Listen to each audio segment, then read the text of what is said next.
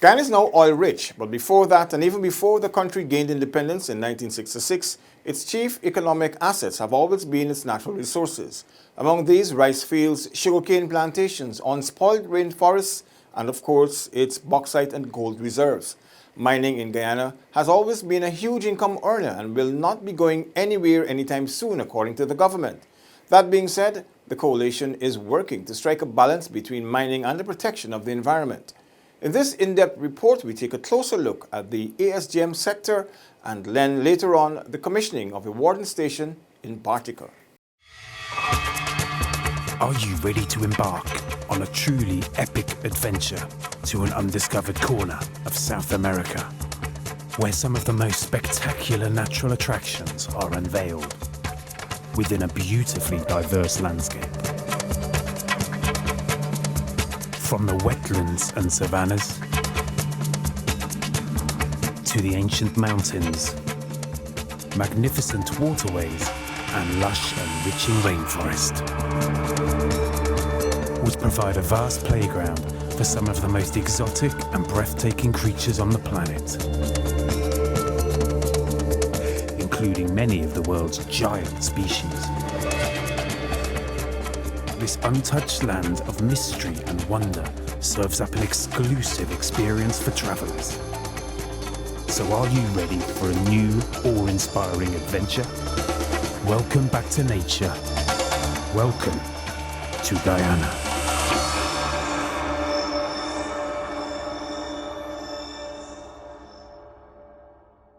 Firstly, ASGM is the acronym for Artisanal and Small-Scale Gold Mining. Artisanal and small-scale mining refers to mining activities that use rudimentary methods to extract and process minerals and metals on a small scale. Usually, artisanal gold miners combine mercury with gold-carrying silt to form a hardened amalgam that picks up most of the gold metal from the silt.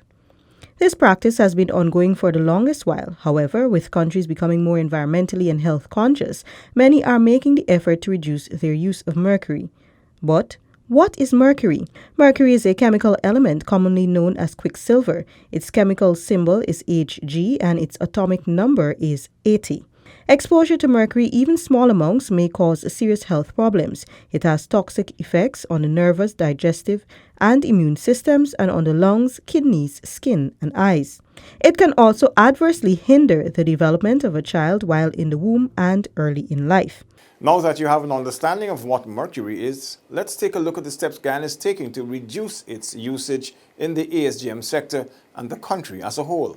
Back in September 2017, President David Granger traveled to Geneva, Switzerland for the first conference of the parties, COP, to the Minamata Convention, where he reassured the international community that Guyana will not only reduce its use of mercury in the mining industry, but will work to eliminate the practice. The Minamata Convention on Mercury is an international treaty designed to protect human health and the environment from anthropogenic emissions and releases of mercury and mercury compounds.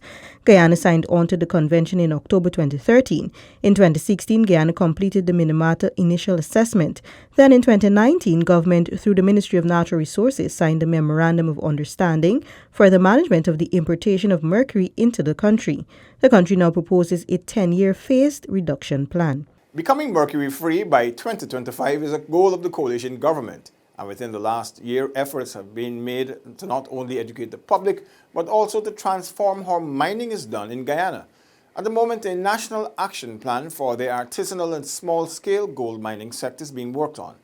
The team conducting these assessments include a group of local consultants, a project management team from the Ministry of Natural Resources, along with the Basel Convention Regional Center for Training and Technology Transfer for the Caribbean, BCRC Caribbean. Along with the Ministry of Natural Resources, BCRC Caribbean is the co-executing agency for the establishment of an ASGM National Action Plan here in Guyana. The initiative is funded by the Global Environment Facility, GEF Fund. The fund in total is $105 million. The project is being implemented by the United Nations Environment Programme, UNEP. Field assessments for the National Action Plan for the ASGM sector began in Bartica, then in Peruni Region 7 on November 7, 2019. At Bartica, the team stopped to witness and explore the operations of gold traders and dealers.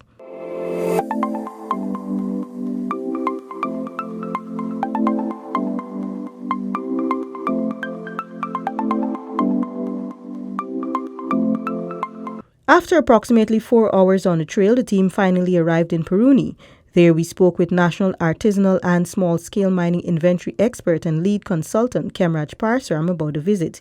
He began by reassuring miners and persons connected to the local gold mining industry that government's plan to reduce the use of mercury in the process of gold production will not affect their livelihood.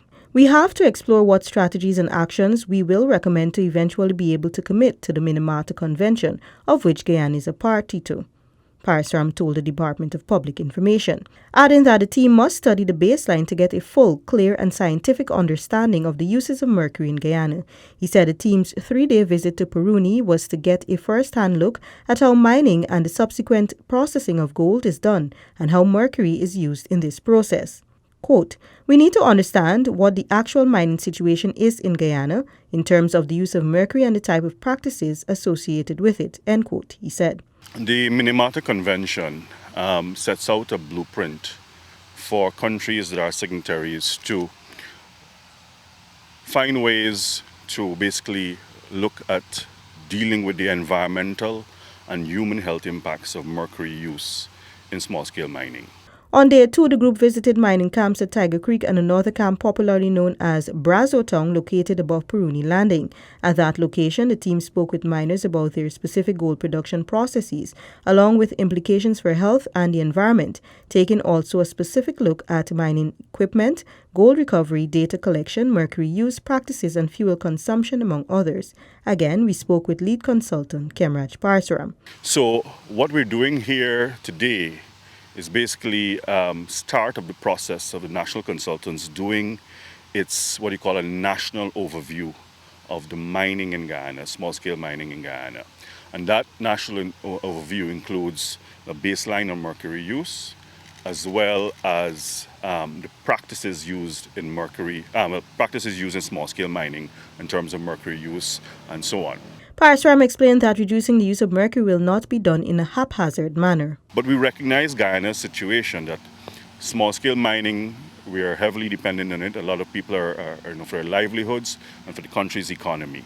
So what we need to do is, in our approach, is see how we can reduce the use so that we can also look at dealing with the issue of the impacts of mercury. Also on day 2, we spoke with members of the BCRC Caribbean, the co-executing agency for establishment of the National Action Plan for the ASGM sector.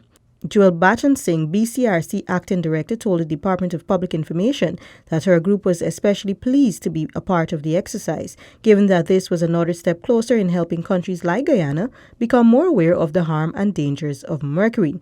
During the visit to a Tiger Creek mining camp, the group's project execution officer, Talia Ali Shah, said the funding will enable the government of Guyana to properly assess what is needed for the implementation of the National Action Plan and eventually phase out mercury in the ASGM sector. The Peruni trip, she added, was intended as an inception training for the Guyana National Action Plan project for all national consultants. So it's really to get all of the national consultants. We have the national consultant who is going to do the actual ASGM inventory to assess the baseline estimates of how much mercury is used in the process. We have the legal and institutional capacity to understand exactly how the operation takes place. We have the socioeconomic consultant as well to understand that, of course, the social and economic and gender issues. And we have the public health strategy experts who are here as well. Ali Shah says this exercise will assist the experts in better understanding the process and the gaps as they properly assess the situation. Leading the legal and institutional review of the Minamata Convention and the National Action Plan that governs the reduction of mercury use in Guyana is Attorney at Law Leslie Sobers. We signed on to the Minamata Convention in 2003, and it is time for us now to review what steps were taken in the National Action Plan in relation to Section 7, Article 7 of that convention. As a result, one of the aspects of the review is our legal and institutional capacity, and our consultancy is responsible for coming up with an assessment of that and making recommendations for legislative, regulatory and other provisions. Our InfoHub team also spoke with the National Supervisor for the National Action Plan project from the Ministry of Natural Resources, Mariska Charles about the importance of Guyana signing onto and being compliant with the Minamata Convention. Minamata comes at a time where the world is cognizant of not only climate change but the effect of bad practices that impacts the environment as well as human health. So in the 21st century, we're all working towards a circular economy, sustainable development. So it comes at a crucial time where our efforts with respect to the protection of the environment and human health from mercury, it can tie into and feed directly into the achievement of the sustainable development goals and towards our entire objective of a circular economy. Backtracking a bit, it's now 50 years since the most horrific mercury poisoning disaster the world has ever seen took place in Minamata, Japan. In May of 1956, 4 patients from that city on the west coast of the southern Japanese island of Kyushu were admitted to the hospital with the same severe and baffling symptoms. They suffered from very high fevers, convulsions, psychosis, loss of consciousness, coma, and finally death. Soon afterwards, 13 other patients from fishing villages near Minamata suffered the same symptoms and also died. As time went on, more and more people became sick and many died. Doctors were puzzled by the strange symptoms and terribly alarmed. It was finally determined that the cause was mercury poisoning. Mercury was in the waste product dumped into Minamata Bay on a massive scale by a chemical plant. Now back to present day. Charles says as Guyana's ASGM sector is heavily dependent on mercury, precautions must be taken, hence the government seeking to institute much-needed changes in the sector. So as Guyana is a country that is heavily dependent on our mining industry, we've been mining for over centuries. Mining is a part of our social, economic, and cultural fabric. When people hear about gold, they think Guyana, the city of El Dorado. It's a part of our history. We've been learning about this since we were in school. And given the fact that in our small-scale sector, mercury use is more than insignificant, and that is one of the main things that came out to the discussions before the actual drafting of this Minamata Convention, mercury use and its effect. And the Minamata occurrence in Minamata Bay in Japan is evidence of the effects. The thing about mercury is that its effects is most times delayed, and sometimes we don't see it in the short and medium term, but in the long term. And we know how much we depend on the mining industry. We know how important the miners are. We know how we are as a government and as a country, we work towards the protection of the livelihoods of miners. So this convention is very important to us. It speaks us to the heart, it speaks us to the core, because not only it's a balance. Not only do we want to maintain our mining industry, but we want to maintain it in a sustainable, responsible manner. We want to protect the lives of the miners, protect and safeguard their livelihoods, but also protect the environment. So we're trying to find a balance with the convention. Guyana is one of the first countries to sign on to the legally binding agreement for the Minamata Convention on Mercury. It has done so with the full support of the mining sector, mainly members of the Guyana Gold and Diamond Miners Association and the Guyana Women's Miners Organization following consultations. Further, Guyana is among the first countries to ratify this convention. We now turn our attention to another event which took place in the natural resources sector recently, the commissioning of the Warden's Black Cayman Station at Bartica. On Wednesday, October 23, 2019, the Ministry of Natural Resources commissioned its Corps of Wardens station, Black Cayman, in the Dark Point community at Bartica Region 7. The Corps of Wardens is the brainchild of His Excellency President David Granger. The unit is an environmental and conservation law enforcement body under the Ministry of Natural Resources established to enhance the nation's monitoring and compliance capacity within the Guyana National Resources sector. Speaking at the commissioning ceremony, Minister of Natural Resources, the Honorable Raphael Trotman, took the time to thank and commend everyone involved in the project. I was here just about 2 months ago with Major Lawrence, and we saw a building under construction. I saw a hill covered with trees. There was no fence. There was, of course, the GPL installation next door. I believe Mr. Knight was with us as well. And I'd like to commend Major Lawrence, Director Lawrence, the wardens, and all those who have transformed this place into what I saw this morning from what it was just a few short weeks ago. So I'd like to start by thanking you and congratulating you for a job well done. I'd like to think that ceremonies like this one are like monuments. They mark important achievements, and moreover, they serve as indelible imprints for future generations. Some believe that we should just open a building and walk into it, open the door, walk in, occupy it. But these events serve like monuments. They must represent something, not just for today, but more importantly, for the children that we live for. Minister Trotman said Black Cayman was only the first of more warden stations to be established. And so it is with great pride and pleasure that I stand with you today to commission the opening of the first of 3 warden stations that are planned in the near future. And I pause to say the first of 3 because I have no doubt that we will go on from 3 to 10, 1 in each region of Guyana.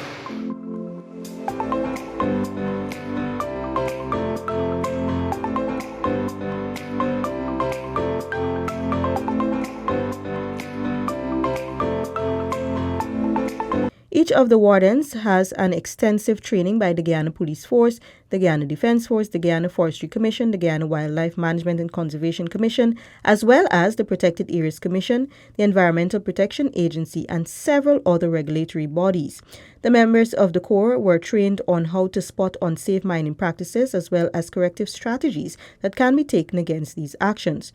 The training the members of the Corps have received enables them to not only function as the other regulatory bodies, but also gives them the legal capacity to function as law enforcement officials in the sector. We spoke with some of the wardens. We are meant to be the law enforcement agency to support the other national resources regulators in the Guyana natural resources sector. It has been a wonderful experience, I must say, It's an honor to basically be able to ensure that everyone follows the rules and regulations in honoring the gift that we have in the natural resources sector. We strive on the collaboration with the other agencies, so we have never exactly ventured into independent patrols. We always go to support GGMC or the Forestry Commission or Wildlife, and that experience has been wonderful. Well, it has been good so far. I was exposed to a lot of training. We had forestry training, GGMC training, police training, ATV training, motorcycle training, wildlife training. Well, for the past couple of years, we have been in a developmental stage for the Corps. We started off with 5 of us initially. I was part of the first 5. Then we had a recruitment process where we got another set of cows, if you want to call them that, and then we ventured on to the police training.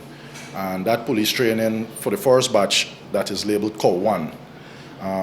We did some police training which would have given us the basics in law enforcement, and after that we would have done some mining training at the Guyana Mining School, which would have enabled us to get the knowledge to regulate and assist the GGMC in the mining industry.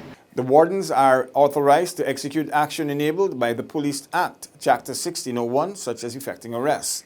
The new facility has the capacity to host 16 wardens at any particular time.